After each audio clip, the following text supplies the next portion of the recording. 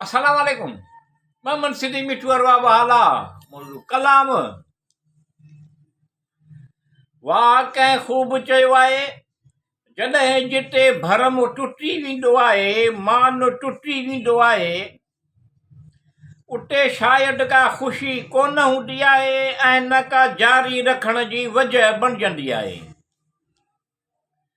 वाह कंहिं ख़ूब चयो आहे जॾहिं जिते भरम टुटी वेंदो आहे मान टुटी वेंदो आहे उते शायदि का ख़ुशी कोन हूंदी आहे ऐं न का जारी रखण जी वजह बणिजंदी आहे। जेको वक़्ती तौरु उन वटां त वियो आहे पर उन जे अंदर मां निकिरी कोन सघियो आहे। जेको वक़्ती तौरु उन वटां त वियो आहे पर उन जे अंदर मां निकिरी कोन सघियो आहे। बेवक़्ती रागणी छा उनखे दिलि सां दुआऊं ॾींदो आहे।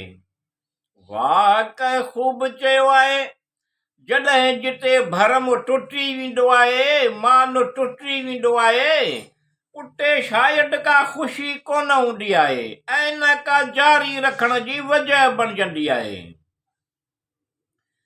अहिड़े ॾुख जी चाशनी हसीन दिलकश अज़ियत जे लफ़्ज़नि मां अहिड़े मोटिन जी ख़ुशबू।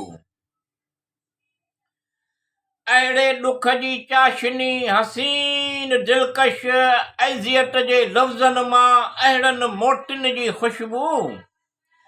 अहिड़ा ख़ूबसूरत यादगार लम्हा अहिड़ो ॾुख बख़्शींदो या उनखे अहिड़ो ख़ुसूसी एज़ाज़ सम्झंदो आहे। वाह कंहिं ख़ूब चयो आहे जॾहिं जिते भरम टुटी वेंदो आहे मान टुटी वेंदो आहे उते शायदि का ख़ुशी कोन हूंदी आहे ऐं न का जारी रखण जी वजह बणिजंदी आहे। वक़्ती ॾुख आहे वक़्ती ॻाल्हियूं करे तसलियूं ॾेई। वक़्ती ॾुख आहे वक़्ती ॻाल्हियूं करे तसलियूं ॾे गुमान बि रखंदो आहे इहा बि वक़्ती कैफ़ियत आहे। वाह कंहिं ख़ूब चयो आहे जॾहिं जिते भरम टुटी वेंदो आहे मान टुटी वेंदो आहे उते शायदि का ख़ुशी कोन हूंदी आहे ऐं न का जारी रखण जी वजह बणिजंदी आहे।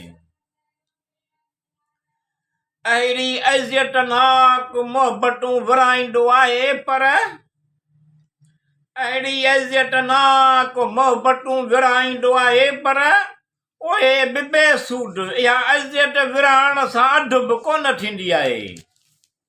वाह कंहिं ख़ूब चयो आहे जॾहिं जिते भरम टुटी वेंदो आहे मान टुटी वेंदो आहे उते शायदि का ख़ुशी कोन हूंदी आहे ऐं न का जारी रखण जी वजह बणिजंदी आहे। उन अज़ियतनाक लम्हनि में पियो सोचींदो आहे जॾहिं मान जंहिं मां हौसलो हासिल थिए। उन अज़ियतनाक लम्हनि में पियो सोचींदो आहे जंहिं मां हौसलो हासिल थिए। अहिड़ी तरह पाण खे तसलियुनि मथां तसलियूं पियो ॾींदो आहे।